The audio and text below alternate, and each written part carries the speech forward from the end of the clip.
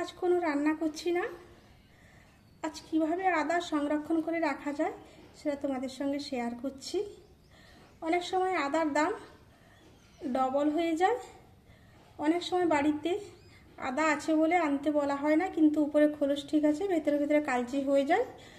ওই আদা তরকারিতে দিলে টেস্ট ভালো হয় না। আবার অনেক সময় জিঞ্জার পাউডার কাজে লাগে।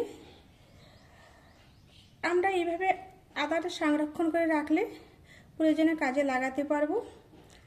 তো আসুন আসা যাক মূল পদ্ধতিতে। প্রথমে আদাটা ভালো করে জলে ভিজিয়ে ধুয়ে খোলসটা ছাড়িয়ে নেব।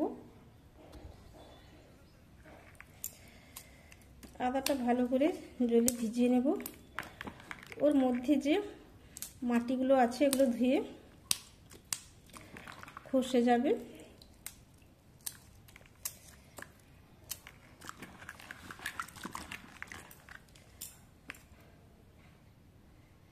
এবার ভালো করে ভিজে গেলে মাটিগুলো ভালো করে ধুয়ে নিয়ে উপরে চামড়াটা হালকা করে বটির সাহায্যে হোক বা এটা দিয়ে আস্তে করে উপরে ছালটা তুলে নেব।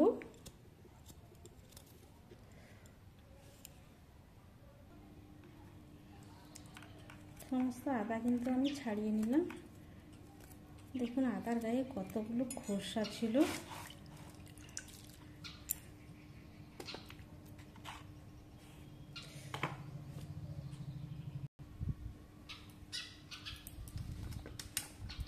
এবার গ্রেটার দিয়ে আদাগুলো আস্তে আস্তে কুড়ে নেব।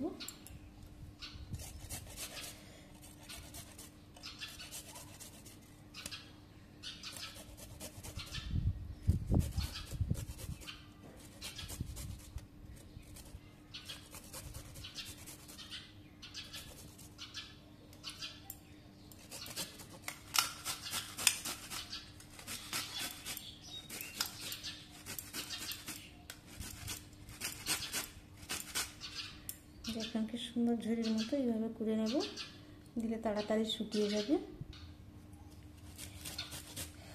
খুব সহজেই আদাগুলো কুড়িয়ে নিচ্ছি।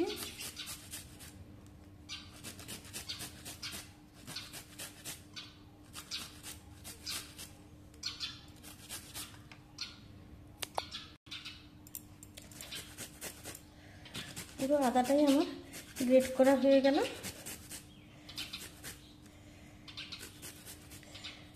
কোনো সমস্যা নেই, অল্প করে ঘষে দিলেই সুন্দর ঝুরো ঝুরো হয়ে যাচ্ছে।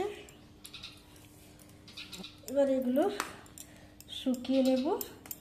একটু একটু যেটা থেকে যাচ্ছে সেটা শুকিয়ে যাবে, পাতলা হয়ে থেকে যাচ্ছে। এই যে এগুলো এরকম শুকিয়ে রেখে নিলেই সুন্দর জলে ভিজিয়ে বেটে নেওয়া যায়, কিংবা পাউডার করে রেখে দিলেও কোনো ঝামেলা নেই। একটু জিঞ্জার পাউডার দিয়ে দিলেই আদা বাটার ঝামেলার কাজ শেষ।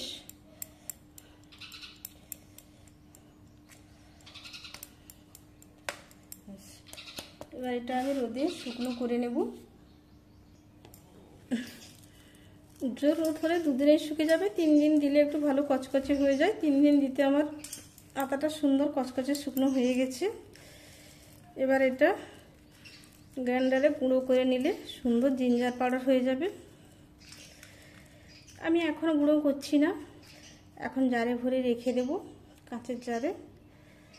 এখন একটু দাম কম আছে, সেটা ইউজ করব। এবার বৃষ্টির দিনে এটা আমি গুঁড়ো করব।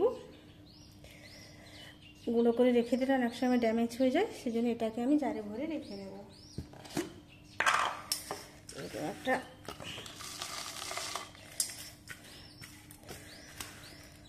কোনোদিন না থাকলে এটা জলে ভিজিয়ে বেটে নেব বা গুঁড়োও করে নিতে পারি। এইভাবে আদা সংরক্ষণ করে রেখে দিলে যেদিন না থাকলেও কাজে লাগানো যায়, জিঞ্জার পাউডার প্রয়োজনেও কাজে লাগানো যায়, আবার দাম বাড়লেও এটা ইউজ করব বের করে। তো আদা রেখে দিলে এইভাবে অনেক কাজে লাগে। আর আদা, শুকনো আদাকে বলা হয় শুঁট। শুঁটের তো প্রচুর উপকার।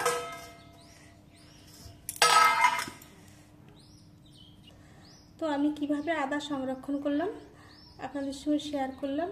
আজ এই পর্যন্ত, আবার দেখা হবে অন্য কোনো দিন অন্য কোনো ভিডিওর সাথে।